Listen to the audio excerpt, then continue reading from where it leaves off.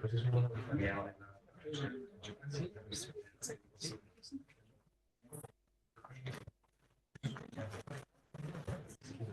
Así está.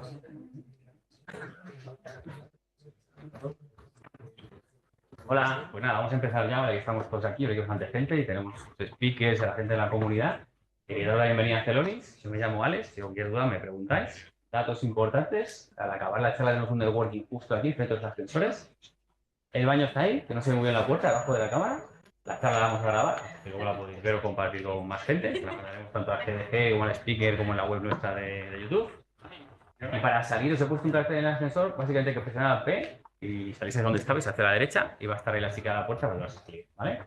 Sobre nosotros, pues todo el edificio este es nuestro, llevamos aquí 2 años, donde la empresa en Madrid lleva como 4, dejamos ahí en el WeWork que hay enfrente, y nos dedicamos a Process Mining, que es una parte de Big Data, analizamos datos y ayudamos a la empresa, a cualquier tipo de empresa, a que mejore sus procesos, ¿vale? Los pasos que hace para conseguir algo, pues que sean más óptimos, ahorre dinero, contamine menos, ese tipo de cosas. Y en este edificio pues tenemos pues, gente de producto, gente de UX, QAs, Angular, que es lo que usamos, y Java, ¿no? Gente de ventas, por supuesto. Entonces, algunos interesados en saber qué es lo que hacemos o qué perfiles estamos buscando, pues en el working me dais un toque y os cuento más. ¿Vale? Y nada, pues muchas gracias dejé a Pablo por tener esta charla y ahora le paso a Sally para que nos cuente cositas.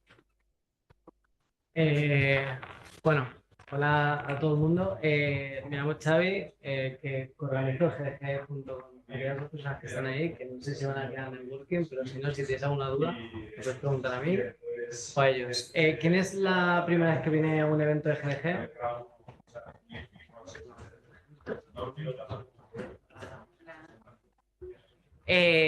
Bueno, como bien sabéis, GDG es de Google Developer Group. Somos digamos, la comunidad oficial de aquí de Madrid que organizamos eventos. Solemos organizar eventos eh, sobre tecnología Google, pero también sobre cualquier tipo de cosa que tenga relación con la tecnología, como por ejemplo el evento que tenemos hoy, la charla que nos va a dar Pablo.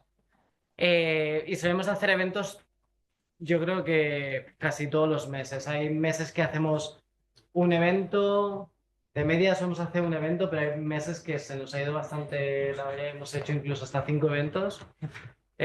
Somos bastante activos y os quería mencionar sobre el The Fest. El The Fest es como una mini conferencia que hacemos anualmente. Este año es el 22 de noviembre. La vamos a hacer aquí en Celonis también y os enseño un poco, bueno, la agenda. Bueno, aquí se ve un poco, es el 22 de noviembre, es viernes y es de 4 a 8 y media de la tarde y van a haber charlas como la que vamos a tener hoy y vamos a tener workshops, ¿vale? Las charlas van a ser aquí arriba y los workshops van a ser aquí abajo. No sé si habéis venido a algún workshop que hemos hecho aquí en Celonis, pero bueno, abajo está bastante bien equipado con monitor y todo, así que estáis todos más que invitados. Eh, um, Quizá muchos os hayáis registrado a través de Meetup, pero yo os recomiendo que busquéis GDG Madrid y seguramente la primera entrada, que es la página oficial de Google, de las comunidades de Google. Os enseño si le pincháis aquí. ¿Vale? Si le dais a Join Us, vais a recibir todas las actualizaciones de todos los eventos y todas las cosas que hacemos a nivel de comunidad, ¿vale? Va bastante mejor que Meetup, porque la verdad es que o sea, la parte de Meetup es una sincronización que se hace automática y a veces no va muy bien. Yo creo que ya está. Para el EFES esperamos como unas 120, 130 personas. Los workshops son limitados a nivel de asistencia, así que por favor, si estáis interesados, echadle un ojo y registraros para el workshop que queréis venir en la parte del DevFest. Y yo creo que ya está. Y nada, con todo esto, os introduzco a Pablo, que hoy nos va a hablar de apps y emprendimiento, que al final cualquier cosa puede ser un negocio a nivel de apps. Sí, ¿verdad? Así que nada. Ok, encantado, muchas Bienvenido. gracias. Dale ahí para la derecha 3 dedos. Vale, view. Pero este es igual que nota. Sí. Las teclas, a ver. Arriba, abajo, también, vale. Bueno, pues muy buenas tardes a todos. Soy Pablo, como ha comentado Xavi, y bueno, vengo aquí a contaros un poco mi experiencia en el mundo del emprendimiento, desarrollo de apps móviles. Creo que es una charla bastante interesante. He intentado hacerlo no demasiado técnica, un perfil un poco más general, así que creo que nadie, bueno, creo no, estoy seguro que nadie se va a quedar atrás. Entonces, vamos allá. No tengo mandito, eso sí, así que nada, me vais a ver muy pegado al portátil, pero bueno, gajes del oficio. Listo. Bueno, este soy yo. Ahí me podéis ver un poco sin el disfraz corporativo. Tengo 21 años y soy un apasionado por la informática, como supongo que casi todos los que estáis aquí, ¿no? Si no me equivoco, todos los que estamos aquí tenemos algún tipo de conexión con el mundo de la informática o de la tecnología, al menos. Y bueno, cuando tenía 8 años empecé a programar. No hacía mucho por entonces, usaba Visual Basic, que no sé si lo conocéis, pero bueno, utiliza un lenguaje de programación muy simplificado y con unos frameworks de Windows, pues puedes hacer aplicaciones de ventanas de manera sencilla. Entonces, bueno, empecé como todo el mundo, con tutoriales de YouTube y uniendo una cosa por aquí, una cosa por allá y tal. Pero no era nada demasiado serio ni demasiado complejo. Sin embargo, bueno, pues empecé a experimentar un poquillo. Yo tenía mucha curiosidad y yo quería saber quién hacía los programas que yo usaba en el ordenador y cómo se hacían. Habéis puesto una foto de uno de mis primeros ordenadores, era un iMac. No sé si conocéis ese ordenador, fue un modelo súper conocido de los 90. No soy tan viejo como para usar ese, con perdón a los que lo hayan usado, pero sí que era uno de los primeros que tuve por casa. La verdad es que fue una suerte tenerlo. Y bueno, conforme fui creciendo, pues me aficioné por otros hobbies, ¿no? Cuando tenía 15 empecé a tocar el bajo y acercarme un poquito a la música. Bueno, salir con los colegas. Aquí conocí a mi socio, que ahora vais a saber quién es. Y más o menos con esta edad fue cuando retomé ya sí en serio todo el tema de la informática y de la programación. Pero ya con otro enfoque, por supuesto, porque bueno, pues la cabeza de un niño de 8 años no da para mucho, ¿no? Y un par de años y pico más tarde, cuando tenía 17, fundé Kimify, que es pues un poco de lo que vengo a hablaros hoy.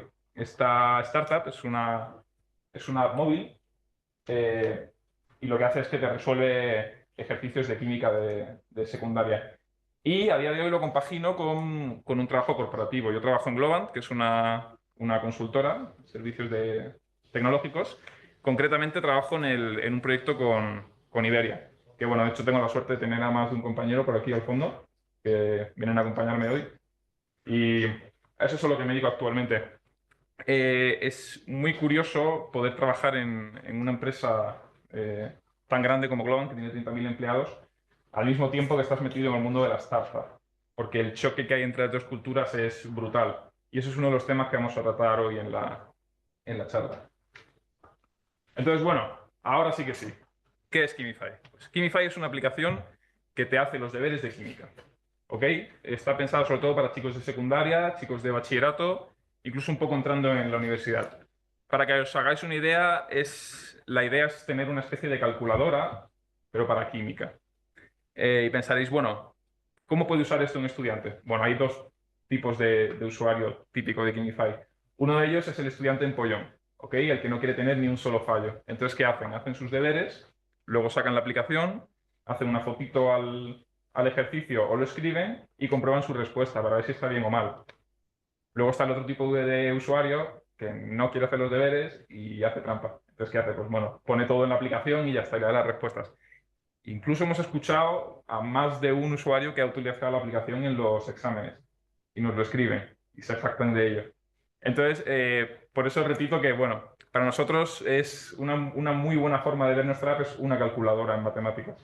Puedes darle el mismo uso, tanto el bueno como el malo.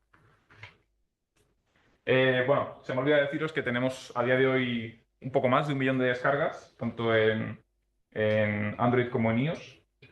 Y de ese millón de descargas tenemos unos poco más de 100.000 usuarios activos. Para que no esté relacionado con este tipo de cifras, pues bueno, las descargas son como si dijeras todas las personas que han trabajado en una empresa desde los comienzos usuarios activos es cuántos están a día de hoy. Son dos cifras muy distintas. Entonces, aproximadamente en estos 4 años, un 10% de nuestras descargas se traducen a día de hoy en usuarios mensuales activos, que bueno, no está bastante mal. Con nuestro recorrido, pues bueno, si tuviera que mencionar algunos hitos, fuimos ganadores de un premio de Santander a la mejor startup y también fuimos ganadores de un premio de Telefónica. Estos premios, la verdad que, bueno, si alguno se lanza y decide crear su startup, que es a lo que va orientada esta charla, pues es muy recomendable meterse en cualquier tipo de iniciativa como estas. A nosotros fueron un salvavidas. O sea, nos dieron financiación, nos dieron espacio de oficinas, que lo vais a ver más adelante, nos metieron en una red de contactos enorme con la que pudimos crecer, vamos, como nunca habríamos pensado. Entonces, es muy recomendable meterse en cualquier tipo de concurso y más recomendable aún es ganarlo, ¿no? Bueno, este es nuestro equipo a día de hoy. Somos 6 personas. Este de aquí es Matthew, es mi socio. Le habría encantado estar aquí, pero está en Polonia trabajando, o sea que no ha sido posible. Y este es el resto del equipo. Estamos todos en España, excepto nuestro diseñador, que es de Colombia. De hecho, nunca lo hemos conocido, pero bueno, a día de hoy ya sabéis cómo es esto, ¿no? En remoto se puede hacer todo lo que quieras y más.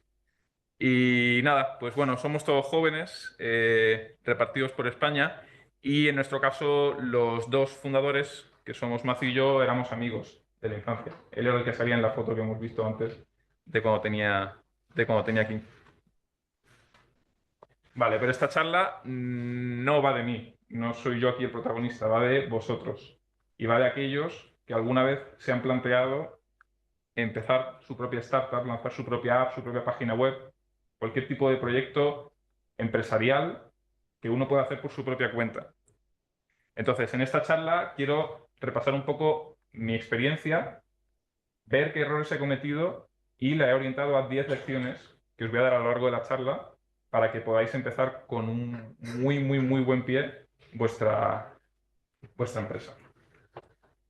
Entonces, esto empieza con una idea, ¿no? Eso creo que todos lo entendemos. Sin embargo, hay una fase muy, muy, muy crucial en el que mueren la inmensa mayoría de las startups. Y es en la idea. Cuando uno tiene una idea, lo primero que hace es ponerse a investigar. Investigar a día de hoy significa buscar en Google. Entonces, ¿qué buscamos en Google? ¿Existe? ¿No existe? ¿Lo ha hecho ya alguien? ¿Va bien? ¿Va mal? ¿Hay gente hablando de eso? Esta fase es muchísimo, muchísimo, muchísimo más importante de lo que parece en un principio. Es muy importante que no os limitéis solo a una rápida búsqueda en Google. Hay que ir más allá, hay que hacer locuras, como por ejemplo buscar en Bing. Buscar en otros idiomas, esto es muy importante. Os sorprenderíais la cantidad de recursos que hemos encontrado para nuestra aplicación buscando en chino.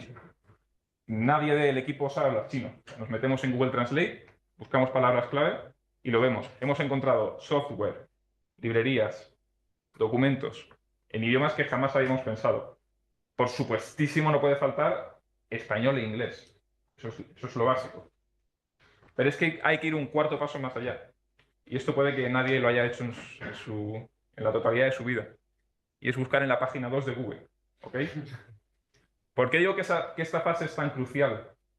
Porque lo que encontréis en esta fase os puede salvar meses y meses y meses de ahorro. De tiempo, perdón. Es muy probable que encontréis una librería que ya hace lo que queréis.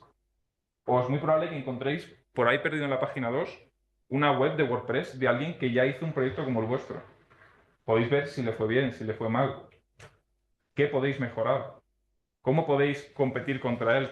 ¿O cómo podéis recuperar ese proyecto fallido que tuvo esa persona?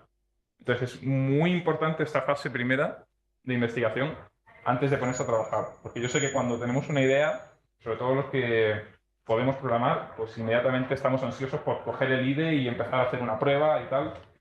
Paciencia, ¿ok?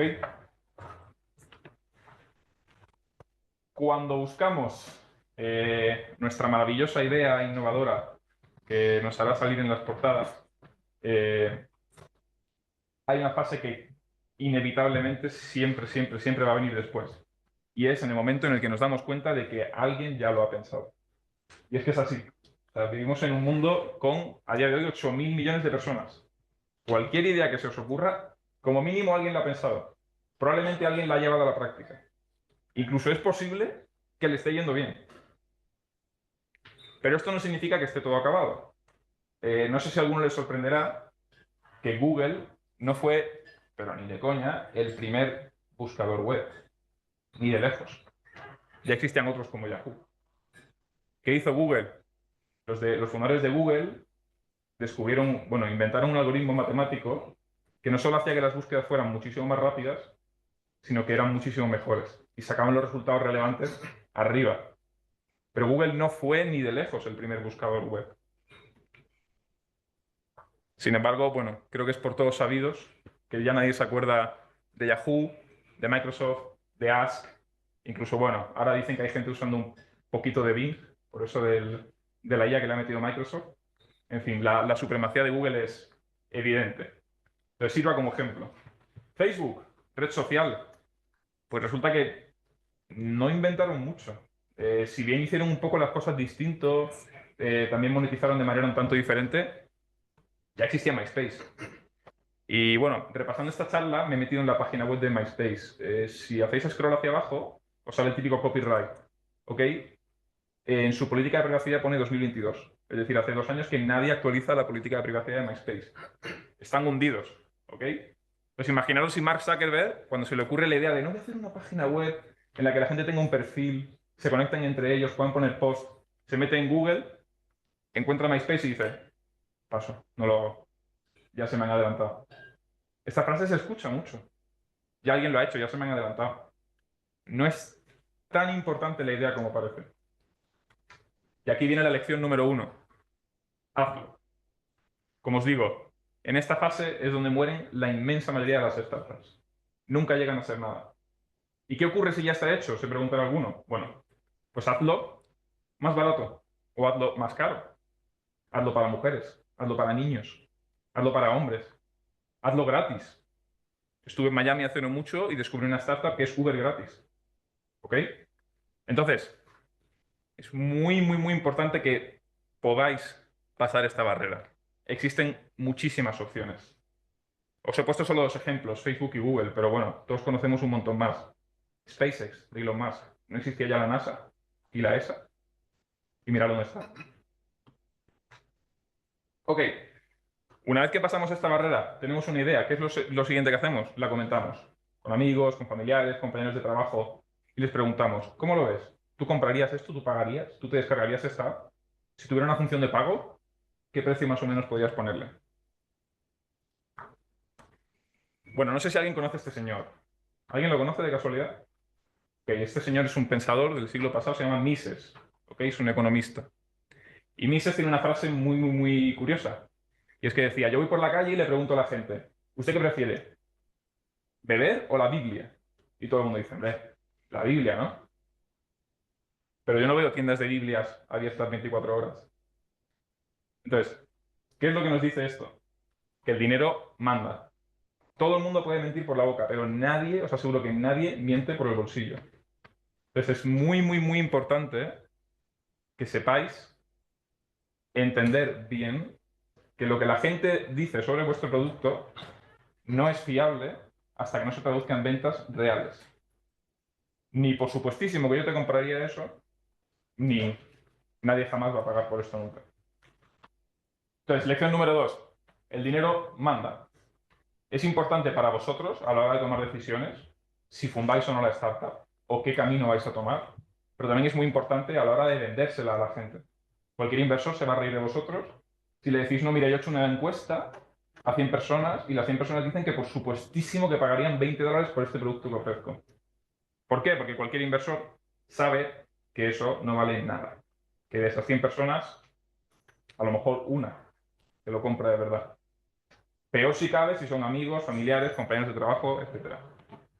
Pues lección 2. Dinero manda.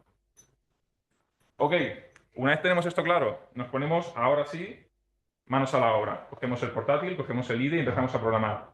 Este concepto es el más importante para esta etapa. MVP. Supongo que a muchos os sonará, ¿no? Lo que es un MVP. ¿Podéis levantar la mano, lo que es que conozcáis esto? Vale, lo que casi todo el mundo. MVP significa producto mínimo viable. ¿Ok? Es tan importante que sea viable como lo es que sea mínimo. Es decir, no solo debe funcionar por sí solo y ser capaz de traducirse en ventas de cualquier tipo que podamos medir, sino también es muy importante que sea mínimo. Es decir, no debe tener ninguna funcionalidad y ningún extra que no sea necesario.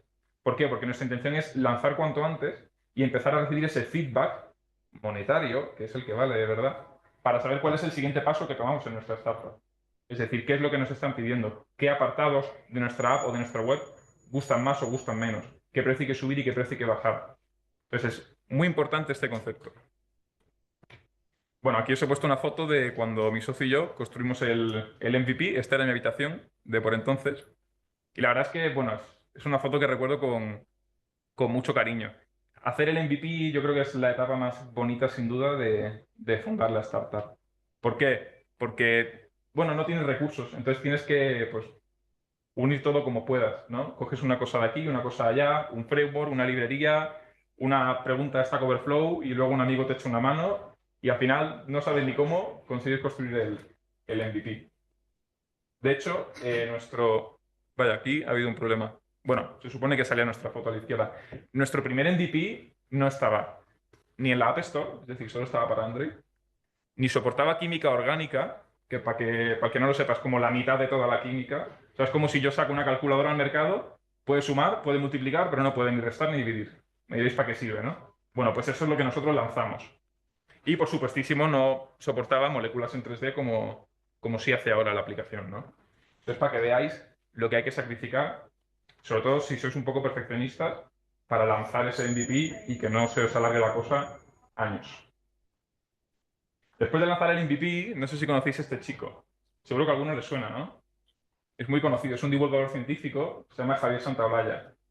A día de hoy tiene 5 millones de seguidores en YouTube y unos 4 y pico en TikTok. Pues nosotros tuvimos la suerte de que lo habíamos conocido en un evento en 2017. Entonces le pusimos un mensaje, al muy poquito de lanzar la app, no tenía ni como 300 descargas. Y a él le gustó el proyecto, entonces decidió compartirlo en internet. Y en cuestión de como 3 o 4 días llegamos a las primeras 30.000 descargas. Gracias a que... Vaya, parece que se ha cambiado el color de esto. Bueno, no sé si alcanzáis a leerlo, pero gracias a que teníamos un MVP que era tanto mínimo y pudimos sacarlo rápido como viable y podía traducirse en ventas, esas 20.000 descargas que nos trajo Javier Santaolalla en los primeros días, con los anuncios de la aplicación, con Google Ads, se tradujeron en dinero.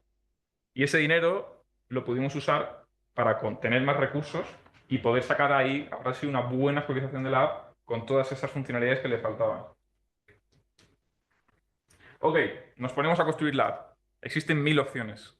Aquí he puesto algunos de los ejemplos de los típicos stack tecnológicos, ¿no? El frontend podemos hacerlo con React, Flutter o incluso nativo, con Android Studio, con Swift. Luego el back tenemos que si PHP, Ruby on Rails, Java, Flask, si a alguno le gusta Python por algún motivo, incluso las bases de datos, ¿no? Nosotros en nuestro caso decidimos usar Flutter, Java y MySQL. Esta decisión es muy importante, porque es probable que os acompañe como mínimo durante unos pocos años. Quizás si la cosa va bien os lo replanteáis todo de cero.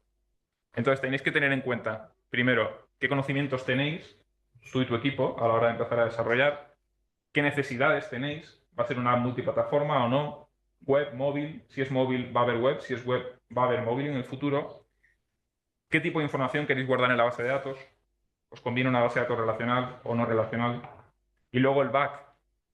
La carga de trabajo del back va a ser intensiva, va a ser una API consultiva que simplemente coja datos de aquí y de allá y los muestra al cliente, o va a tener que hacer cálculos muy intensos o búsquedas que requieran mucho poder de computación, o incluso IA.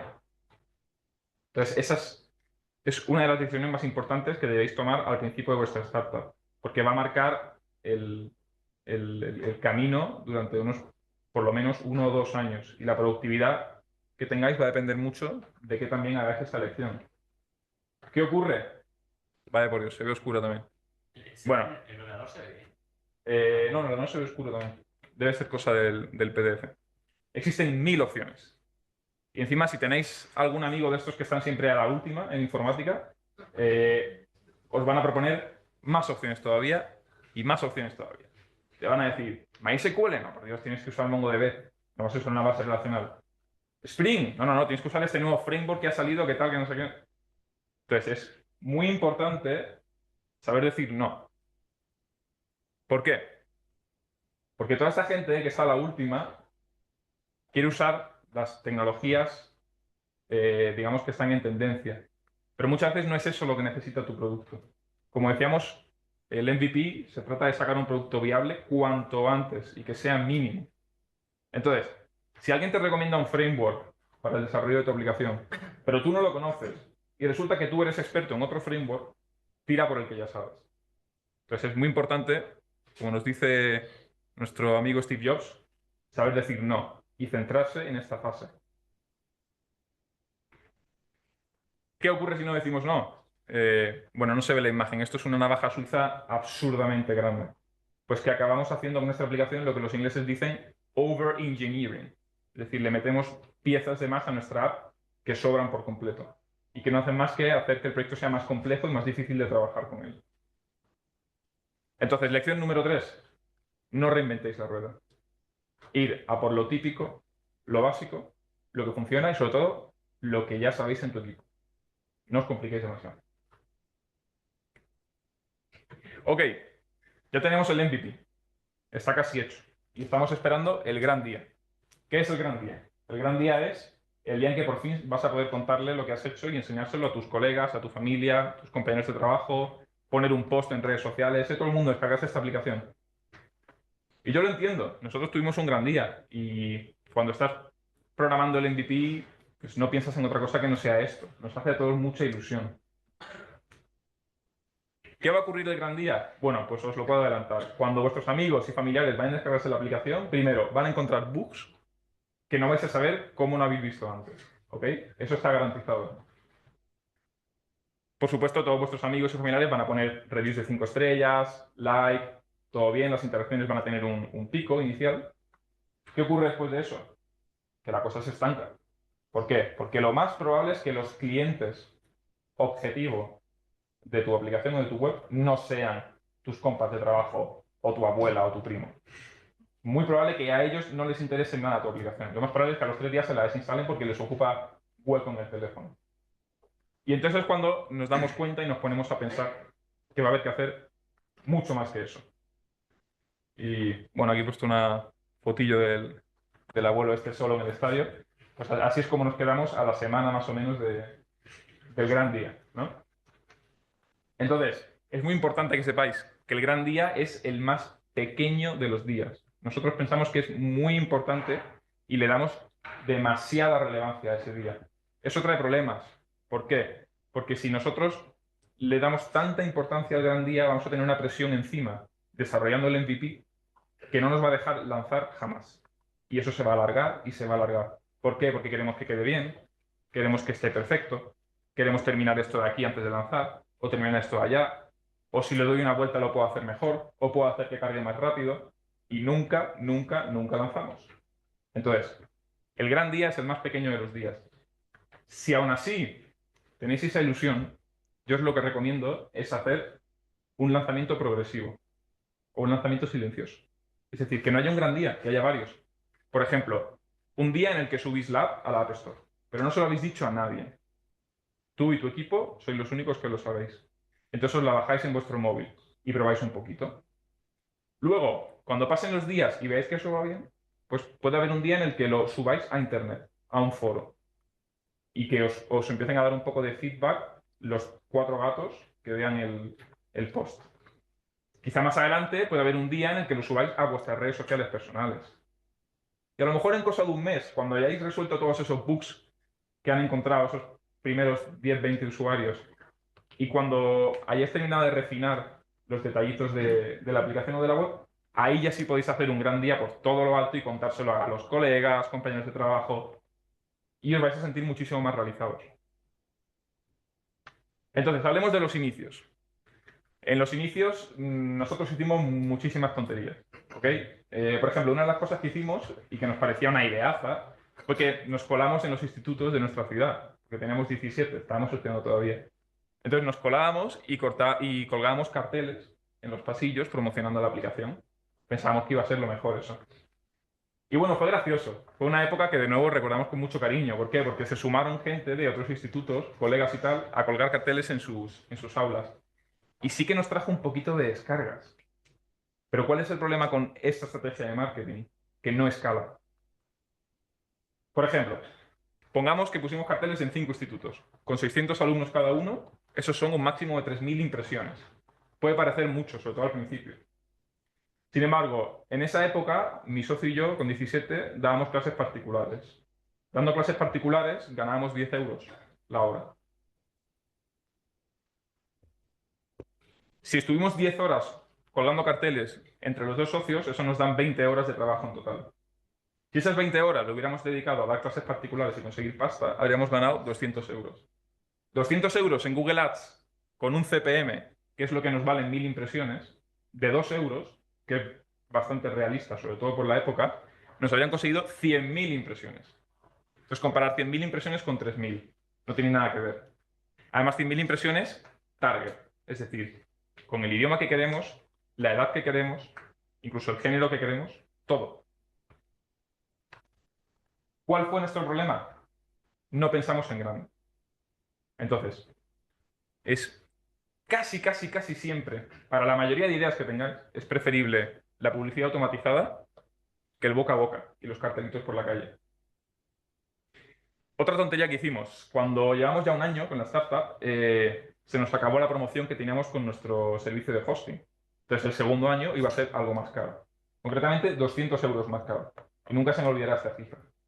Entonces, ¿qué pensamos? Dijimos, bueno, podemos ahorrar 200 euros al año, que no está mal. ¿Cómo?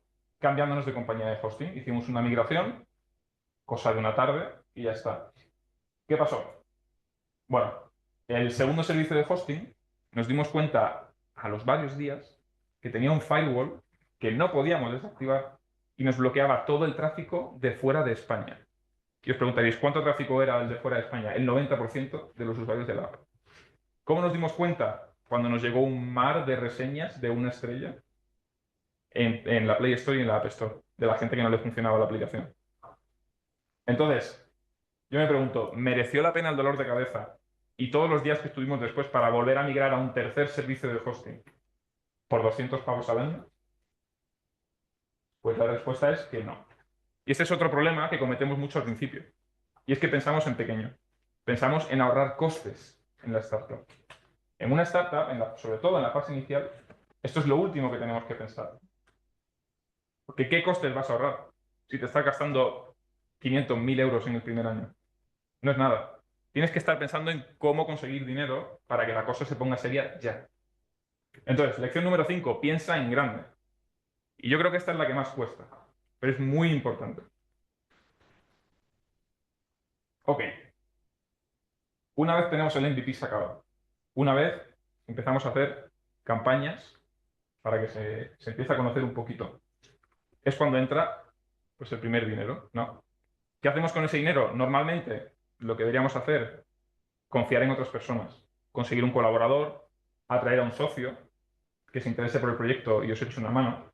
Aquí os he puesto una foto de mi socio Matthew y uno de los primeros compañeros que tuvimos, Enrique, en nuestra primera oficina en Granada. Como veis era muy, muy chiquitilla, pero bueno, nos juntábamos ahí con los portátiles y tal, y la verdad que es una época preciosa. Yo la recuerdo con muchísimo cariño también. No sé si sabéis que Amazon a día de hoy tiene 2 millones de empleados. Entonces yo, cuando conocí esta cifra, ahora más o menos unos 3 añitos, me pregunté, ¿cómo puede una persona dirigir a 2 millones de personas? Es imposible, no cabe en la cabeza. Lo más probable es que si trajéramos a Jeff Bezos y le preguntáramos ¿cuánta gente trabaja en tu empresa? Diría, no sé, 1,5 millones, 2, 1.900.000, 100.000 para arriba, 100.000 para abajo. No lo sabe. ¿Por qué no lo sabe? Porque Jeff Bezos no dirige a 2 millones de personas.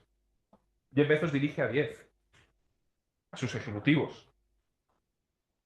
¿Cuál es la clave de esto? La clave de esto es saber delegar. Y esto es muy, muy, muy, muy importante. A las personas y a los que fundamos una startup, que para nosotros es casi como si fuera un hijo, Nos cuesta muchísimo poner funciones y roles en manos de otros. Es inevitable. Tenemos que hacerlo. O sea, imaginaros la confianza que tiene que depositar Jeff Bezos en ese árbol de 2 millones de personas. Cuando él, como os he dicho, realmente solo trata con unas 10, que a su vez tratan con unas 10, que a su vez tratan con unas 10. Entonces es muy, muy, muy importante no solo saber delegar, que ya cuesta, sino aplicando la lección número 5, que era pensar en grande, delegar cuanto antes. Es decir, cuanto antes podéis empezar a quitaros de vosotros las tareas que más tiempo consumen, mejor. Porque es cuando podéis dedicaros a lo que de verdad se tiene que dedicar un fundador, que es a buscar oportunidades, ganar concursos, captar financiación, conseguir nuevas personas y dirigir el futuro de la startup. Entonces, muy importante, saber delegar y hacerlo cuanto antes. Ok, cambiando de tema. Vamos a entrar un poquito en las cifras de mi proyecto, ¿ok? Estos son los usuarios activos que teníamos desde 2021 hasta 2024. Si os fijáis, aquí hay un estancamiento en los 20.000. De hecho, el estancamiento es tal que en la gráfica parece una línea recta. No es una línea recta. Ok, ahí hay puntos, aunque no lo parezca. ¿Qué pasó ahí? Por otro lado, tenemos esta gráfica del primer año, 2020 a 2021. ¿Veis este pico? Esto fue Javier Santaolalla. Pero ¿por qué no crecimos apenas más durante el siguiente año? ¿Cuál era el problema? Creo que más de uno se lo puede oír. No estábamos haciendo el marketing que teníamos que hacer. Y ahora, volviendo un poco para atrás, ¿sabéis cuál es la explicación de todo este crecimiento abismal hasta casi 150.000 usuarios activos? Pues el 80% TikTok.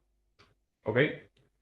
A nosotros nos daba muchísima vergüenza. O sea, yo no había subido un TikTok en mi vida, pero jamás. Es más, no tengo en mi móvil no tengo la aplicación, solo lo tengo en el iPhone de la empresa. Sin embargo, como podéis ver, no nos fue nada mal.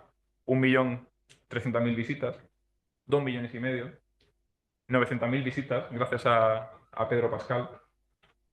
Entonces, ¿a qué voy con todo esto? No solo es muy importante el marketing, sino que es casi más importante encontrar cuál es la estrategia de marketing que va con vuestro proyecto. ¿Cuál es el medio? ¿Cuál es la forma?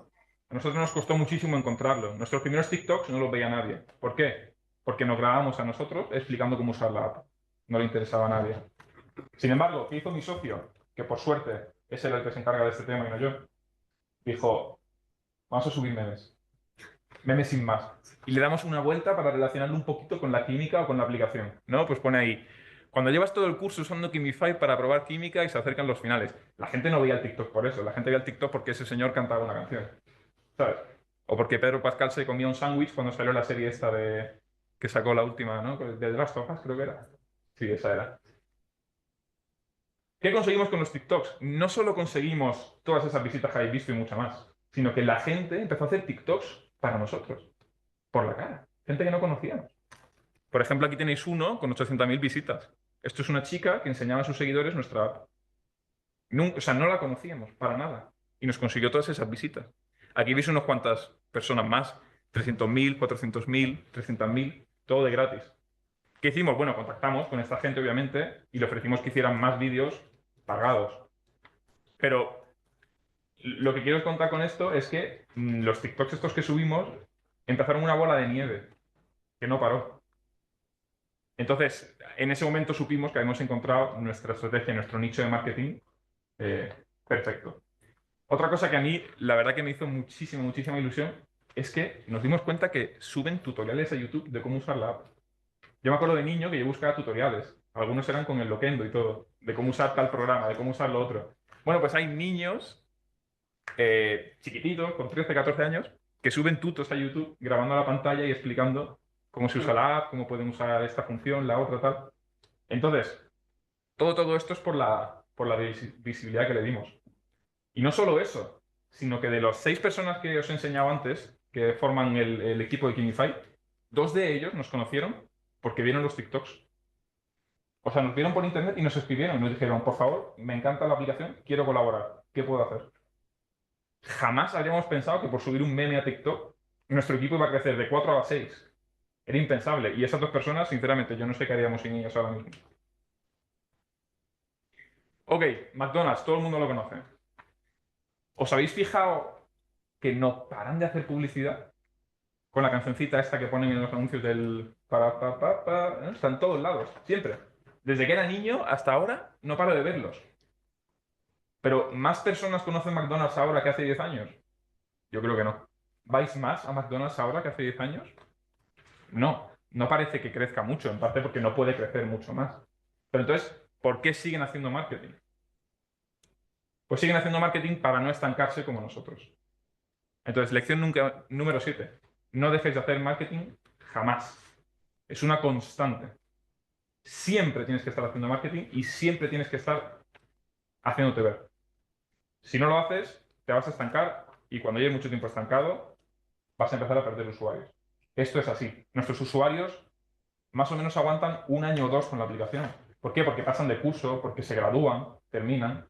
Es decir, constantemente tenemos que estar buscando gente nueva que entre. Es muy importante, número 7, no solo hacer marketing y no solo encontrar la estrategia adecuada, sino no dejar de hacerlo nunca. Es una constante que os va a acompañar toda la vida. Ok, llegamos al tema legalidad. Leyes. Pagar impuestos. Pagar a un contable para poder pagar impuestos. Incluso el pacto de socios.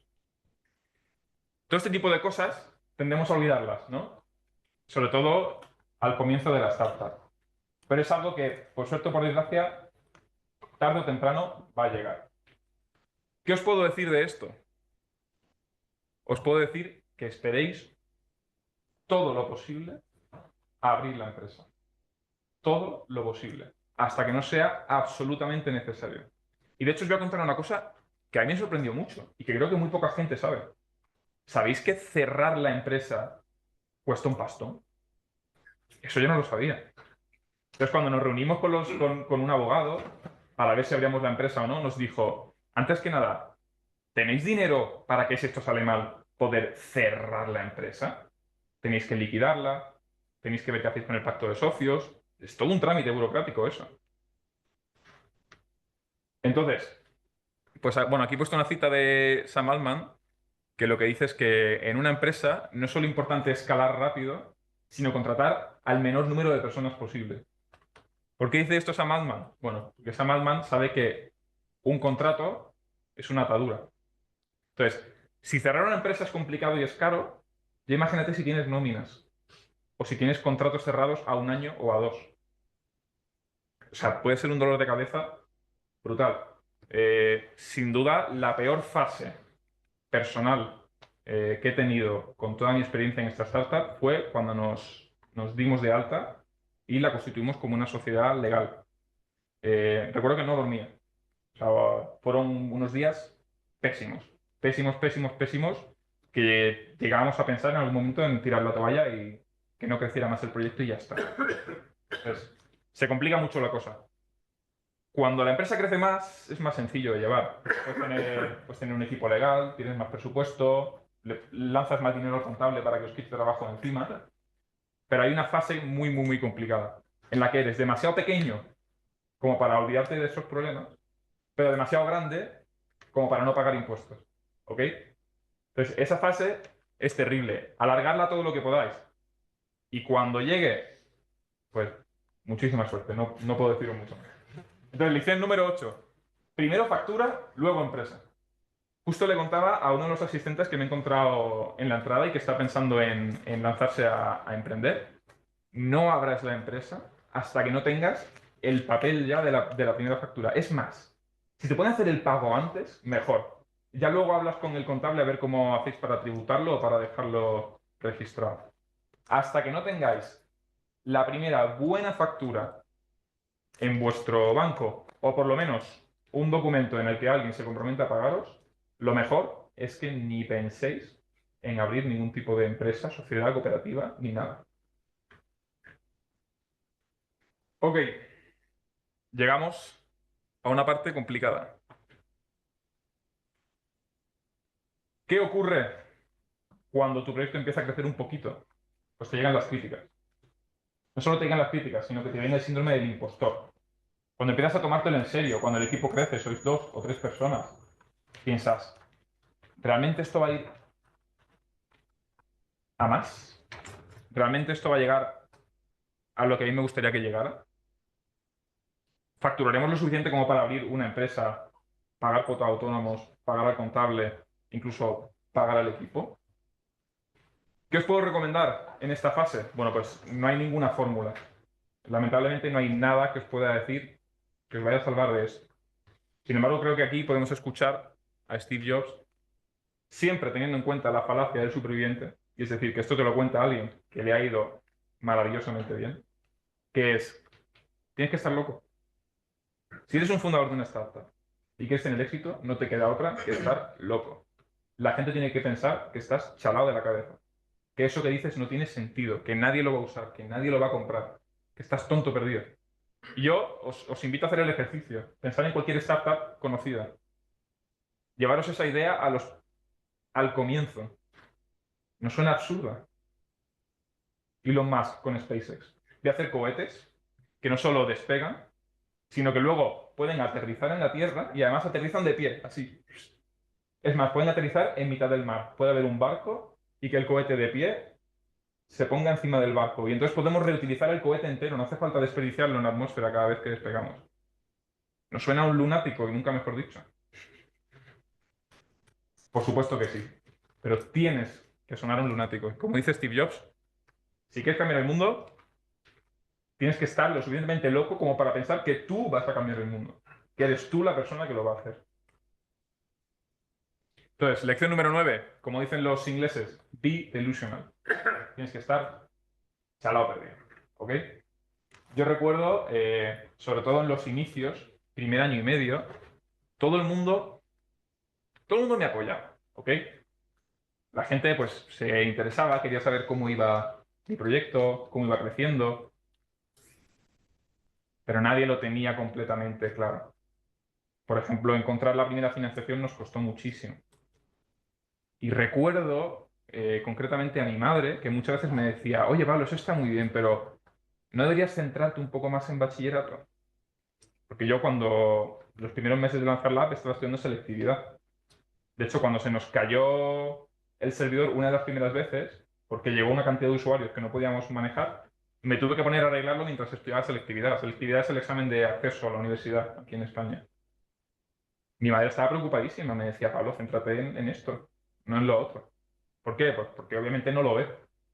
Por supuesto que no lo veía. Luego me acuerdo también, mi abuela lo pasaba muy mal. ¿Por qué? Pues por lo mismo. Porque ella sí tenía los dedos de frente y decía, estás haciendo el tonto. Que tu app tiene 20.000, 50.000 descargas. Eso no es nada. Mi abuela me preguntaba, y hacía muy bien, ¿cuánto dinero estás ganando? Primeros 2 meses, primeros 3 meses. Y yo, no, ya, te juro que no hay dinero, pero te juro que va a venir, de verdad. Y mi abuela como, bueno, si tú lo dices. A los 6 7 meses le enseñé una factura de 300 euros. Claro, para mí, con 18 años era un montón. Y tenía muchísima ilusión por esos 300 euros. Mi abuela, que lleva toda su vida pagando facturas, alquiler, colegios, tal, pues se reía de mí en mi cara. ¿Ok? Pero no queda otra. No queda otra que, como os dije, pues estar chalo perdido. Ok, llegamos al último punto. Esto de verdad que me lo ha preguntado muchísima gente siempre. Y es cómo compaginas. Porque yo estos casi 5 años no he estado dedicado al 100% a la startup. Siempre he estado haciendo otra cosa. Nunca he parado quieto. Entonces me preguntan, ¿cómo compaginas esto con la universidad? ¿Cómo compaginas esto con los colegas y la novia? ¿O cómo lo compaginas con tu trabajo actual, ¿no? En una empresa.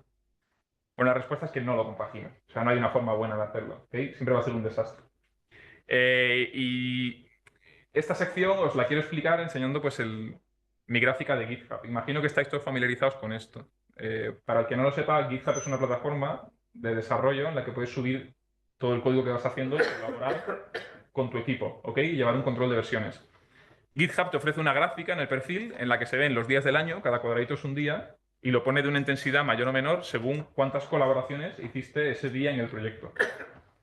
Bueno, pues por ejemplo, en verano de 2023 estuve trabajando en Estados Unidos. Ese puesto de trabajo no me permitía de ninguna manera compaginarlo con la startup.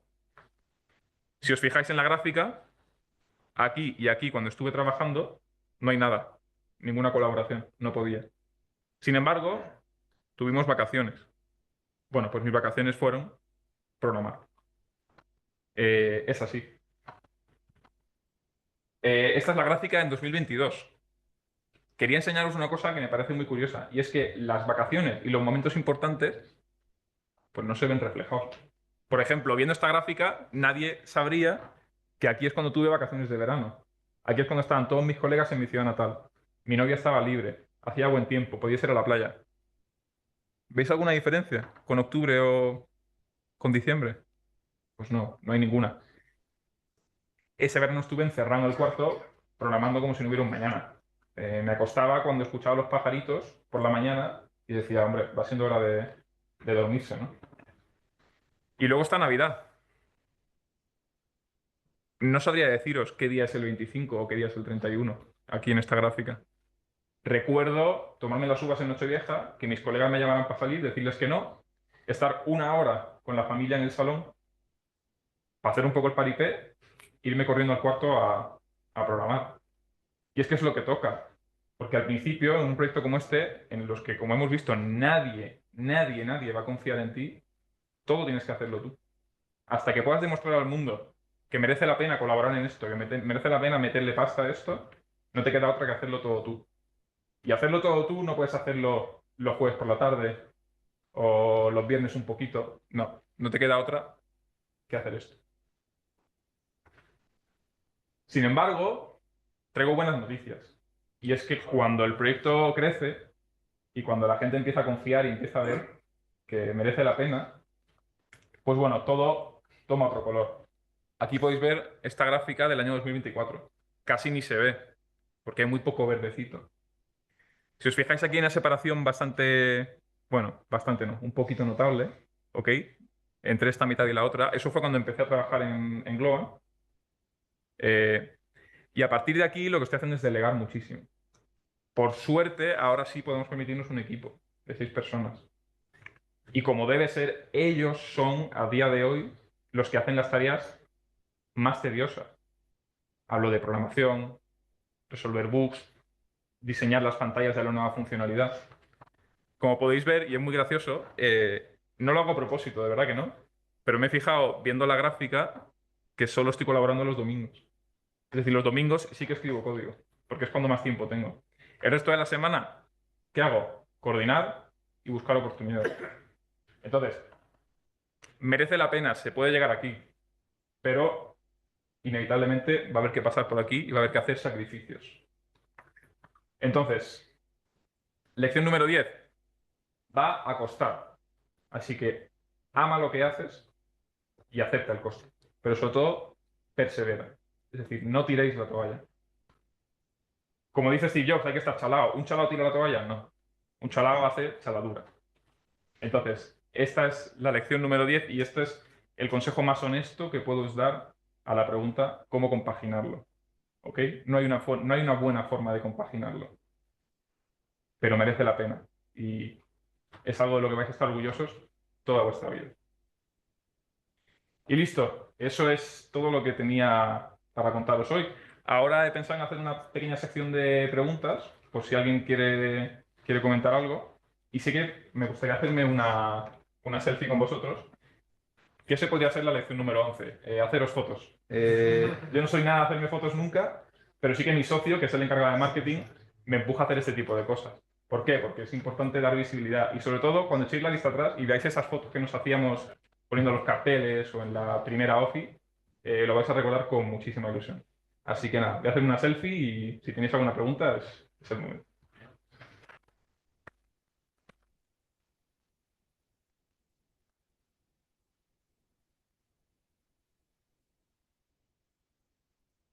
Ok, ¿alguien quiere preguntar algo? ¿Sí? Cuéntame. Quiero saber un poquito de, al momento de empezar startup, si tuviste que hacer un plan de negocio Deberíamos haberlo hecho. Ah, no. Teníamos 17 y no hicimos plan de negocio. Pero para presentarte a estos premios, ¿Concursos? claro, Sí, concursos, sí, por supuestísimo que sí. ¿cómo es? Bueno, tuvimos la suerte de tener mentores. Uno de nuestros mentores, por ejemplo, era un emprendedor granadino y su startup facturaba 13 millones al año. Entonces, bueno, estaba a un nivel mucho superior al nuestro. Él nos pudo ayudar mucho y nos guió en cómo hacer estas cosas. Pero sí, cuando te presentas a un concurso tienes que tener ya un buen plan de negocio, una buena estrategia, un pitch que poder presentar a los jueces y a los inversores. Entonces sí es importante. Nuestro plan de negocio inicial con 17 años, pues fue en el recreo del instituto decir, oye, ¿cómo es que tenemos una app para copiarnos en lengua, en mates, en historia, y no tenemos una app para copiarnos en química? Y me dijo mi socio, oye, ¿tú sabes programar, no? Hazla. Y dije, pero yo no sé hacer una app. Y me dijo, ah, bueno. Y pensé, voy a intentarlo. Y si no puedo, pues ahí se queda. Ese fue todo la estrategia de negocio. No, la verdad, me gustaría poder decirte que lo teníamos clarísimo, todo medido y calibrado. No, pero me No fue imagino así. que con el mentor habrá visto este tema. Sí, por supuestísimo. Y te pasarás tardes escribiendo documentos en Word, inventándote números, diciendo el siguiente año vamos a facturar no sé cuánto y el siguiente no sé cuánto. Eso, ¿Y por qué? Bueno, porque si haces las cuentas, tal, todos pasamos por ahí. Entonces sí, es importante. De todas formas, yo imagino que algunos si ha venido aquí es porque se está planteando lanzarse a hacer algo parecido. Podéis escribirme, sin problema. Yo estaré encantado de daros todos los consejos que pueda. A nosotros nos ayudaron muchísimo.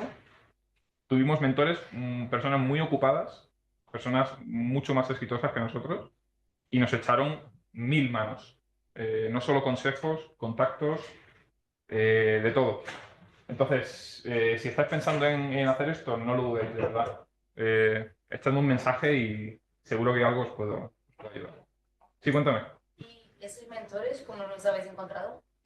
Pues casi todo gracias a comunidades. Por ejemplo, uno de los dos premios que ganamos, creo que era el de Telefónica. Uno de los premios que ganabas era acceso a un mentor durante 2 meses. Y así pudimos estar con este chico.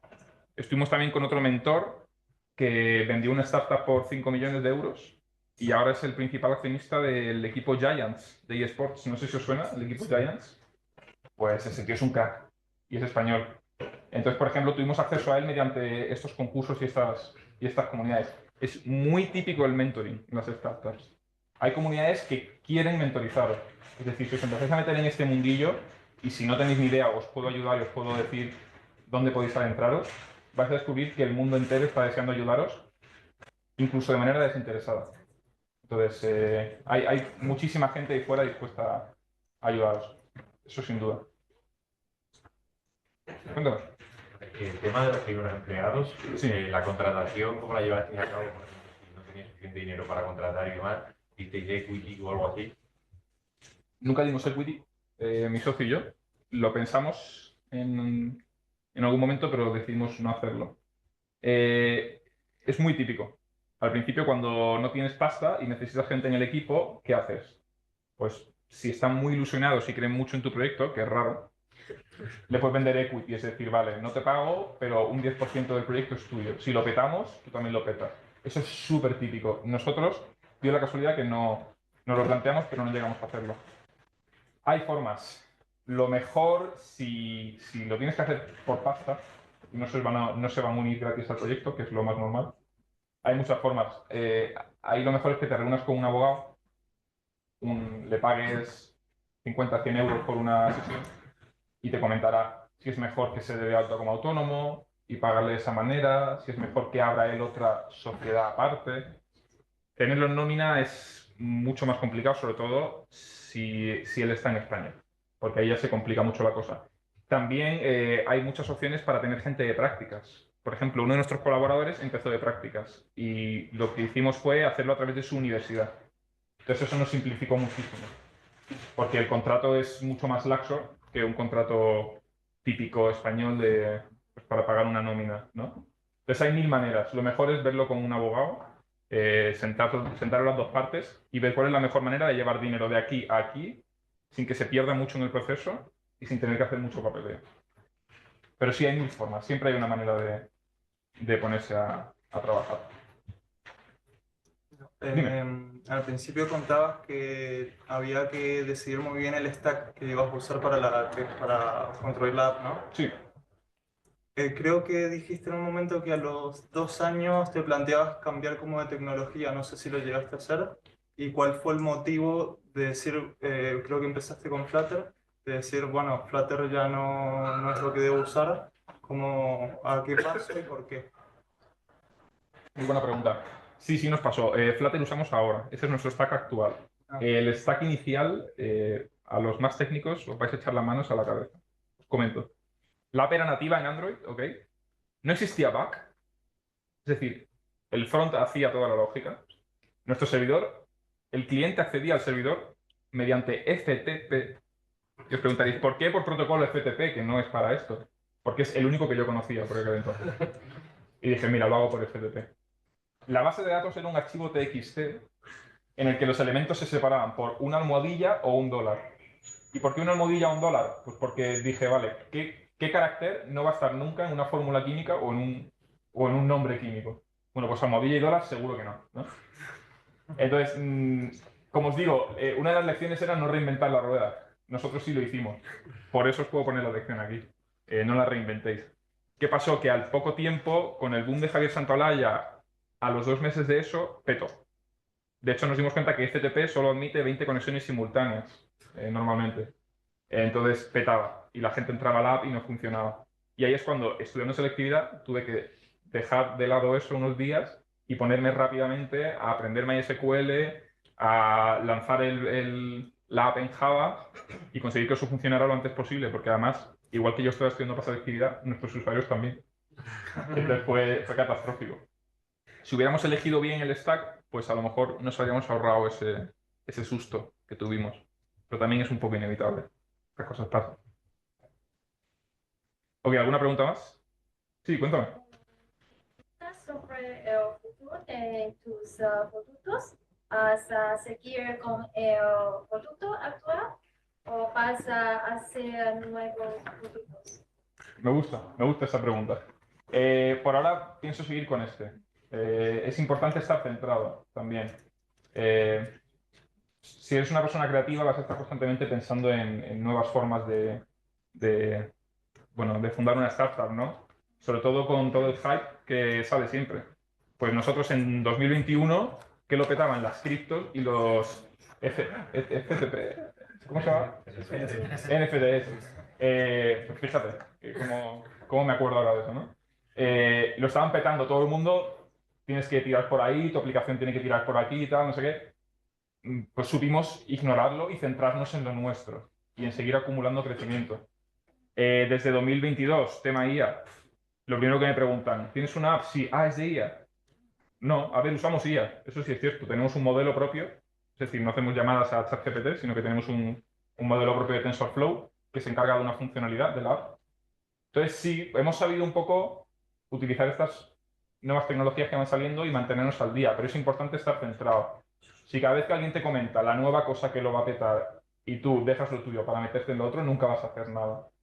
Entonces, por lo pronto, en los próximos años sí tengo pensado centrarme en esto, compaginando con mi trabajo corporativo, del que puedo sacar mucho conocimiento de cómo funciona una empresa y una organización así de grande y llevármelo a mi startup.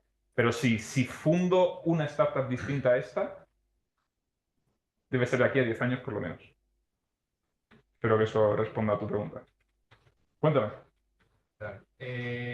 Inicialmente la aplicación la hicisteis en Android, ¿no? Al principio. Solo Android. Para luego hacer el paso a hacerla también a iOS, ¿tenías conocimientos previos, algo del equipo para hacer en iOS o simplemente No, en nada. marcha O sea, yo aprendí a hacer apps cuando hice la app. Eso también es una cosa que me preguntan. ¿Tú sabías hacer apps o cómo aprendiste a hacer apps? No sabía hacer apps, no sabía hacer nada. Yo aprendes conforme haces. Para iOS nos pasamos a Flutter. Flutter es como React Native. O sea, idealmente tienes un solo código y te sirve para las dos plataformas. Entonces, nos planteamos o bien sacar otro repositorio de código para hacer un cliente nativo en iOS y al final optamos por Flutter y la verdad es que creo que fue una muy, muy, muy buena decisión. Sobre todo para un equipo pequeño. ¿Responde eso a tu pregunta? Sí, sí. Genial. Listo. Sí, cuéntame. Intento preguntártelo en español. Probablemente es una pregunta que se refiere al principio de cómo lo hiciste y cómo empezaste. Porque yo estoy intentando hacer algo parecido, pero Ok. no tengo skills de programación que están bien, ¿sabes? Para hacerlo todo como lo has hecho tú empezando a los 8 años. Y estoy utilizando mucho la GenAI Ujú. para pedir el código, para ver cómo puedo construir las varias views y todo. Lo estoy haciendo en Swift, Swift UI. Ok. ¿Crees cuánto es importante al final? Porque también estoy intentando aprender cómo hacer las cosas, la programación, primero de todo, pero ¿cuánto piensas es importante tener las skills de programación o estar en pareja o con alguien que lo sabe hacer para poder hacer un scale up? Porque al final no te puedes confiar todo el tiempo en Sí. la Gen Comprendo. Bueno, la verdad es que se está avanzando mucho con el tema del no-code. El no-code son herramientas para programar y hacer aplicaciones sin saber programar, sin saber escribir código. Como no los usamos, no te puedo decir mucho. Sé que avanzan bastante. Por lo que tengo entendido, creo que no es suficiente. He conocido startups que han empezado y no sabían programar y decían, vamos a hacerlo con no-code. Y nunca más escuché de ellas. Normalmente llega un punto en el que lo que ellos quieren hacer no tienen forma de hacerlo con esas herramientas. El código te permite ser mucho más preciso y atacar los problemas de manera mucho más acertada. Lo que sí te diría, no le tengas miedo. O sea, si tienes que tirarte 6 meses más para lanzar el MVP, tírate 6 meses más. Si tienes que apartarte un momentito y ponerte a ver qué es eso de las clases o cómo va la programación asíncrona o tal, hazlo. Dedícale 2 semanas a aprender eso y lo vuelves y lo implementas en la aplicación. Va a ser, de verdad que va a ser precioso para ti y es que no creo que no haya prácticamente nadie que no pueda hacerlo. Porque ahora mismo, por ejemplo, ya tengo un MVP, pero como en Simulator, que ya no está en el App Store. Pero ya veo que tendré que hacer algo más porque si voy a tener usuarios, algo va a pasar y no puedo confiar solo en GenAI. Mira, tengo este error, cómo voy a Claro, evitarlo? está bien que tengas un MVP. Puedes hacer lo que decía en la lección número 2. Haz una release silenciosa. O sea, sácalo para que alguna persona aleatoria se lo descargue por ahí por internet. No lo grites a los 4 vientos si no estás muy seguro de tu producto, pero mientras eso está ahí lanzado, puedes ir aprendiendo programación y mejorar el producto y hacerlo más avanzado. Cuando ya te sientas seguro de tu producto, ahí así lo puedes dar a conocer, meterle pasta al marketing y todo. Entonces yo haría eso. Haz un lanzamiento progresivo. Conforme aprendes, ve lanzando. Y así si falla algo, lo ves a tiempo. ¿Responde eso? Muy bien. Genial, me alegro. ¿Hay alguien más por ahí, no? Que tenía una Había algo pregunta. que tú dijiste al principio que era que tenías un compañero. O sea, que Sí, mi estaba socio. contigo para poder desarrollar. Claro. O sea que obviamente pues eso responde que no estuviste solo. Para conseguir esa persona simplemente congeniaron las ideas o tú lo convenciste o la persona era muy amigo tuyo y dijo te apoyo en tu locura. ¿Hablas de mi socio? Sí. Era ese chico. Ese chico de aquí. ¿Sigue en el proyecto contigo? Claro, es mi socio. Era un amigo de la infancia. Tuvimos esa suerte. Mira, ya casi está la foto. Es de aquí. A ver. No, tranquilo, porque lo que pasa es que muchas veces como tenemos el conocimiento técnico, sí. Ahí está. No, tuve la suerte. Éramos colegas desde niños y ya con 17, hablando en el recreo, surgió la idea y pues tuve esa suerte, la verdad. Sin él, pues nunca había salido esto adelante. Nos empujábamos el uno al otro. Porque lo que pasa muchas veces es eso, que tenemos la idea, parece ser muy buena, pero a veces está solo y conseguir una persona que como que quiere entrarle es muy complicado. Muy difícil. La gente por lo general dice... Muy difícil. Tienes que ser inspirador. Sí, busco un trabajo. No, tienes que ser inspirador y que tu proyecto sea precioso y que algún chalao, porque no tiene otro nombre, lo vea y diga, mira, voy a gastar mi tiempo en colaborar en esto. Es lo que hay. Si no hubieses tenido la suerte de tenerlo a él en ese momento, Nada. no te hubieses lanzado el proyecto. Pero no lo habría empezado. Jamás habría escrito lo primero que pude. Pero. Y él sin mí igual. Es lo que hay. Pues listo, chicos. Si queréis, para que no se nos haga muy tarde, nos vamos para allá a la sala de networking y los que tengáis cualquier pregunta os acercáis y los charlamos, ¿vale? Genial. Pues nada, muchas gracias.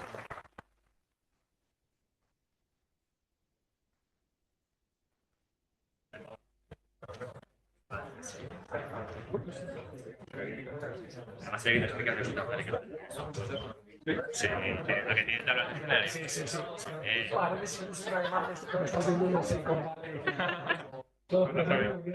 Sí, me alegro.